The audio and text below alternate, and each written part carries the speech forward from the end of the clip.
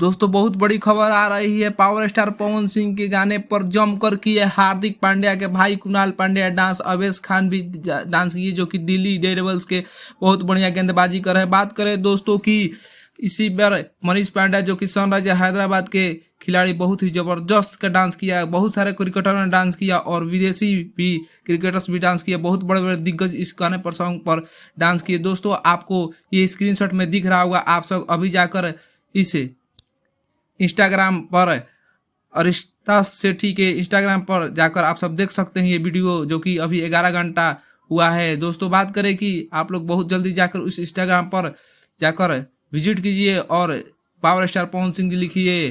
दोस्तों बात करें ये न्यूज बहुत तेजी से फैला दीजिए कि विरोधियों को जल के इसके धुआं धुआं है। दोस्तों इसको ज़्यादा से ज़्यादा शेयर करें और पावर स्टार पवन सिंह जी के फैन जितने हैं सभी इस वीडियो को शेयर करो। जाकर उस इंस्टाग्राम स्टोरी पर पवन सिंह जरूर लिखे। दोस्तों ये बहुत बड़ी खबर आ रही है।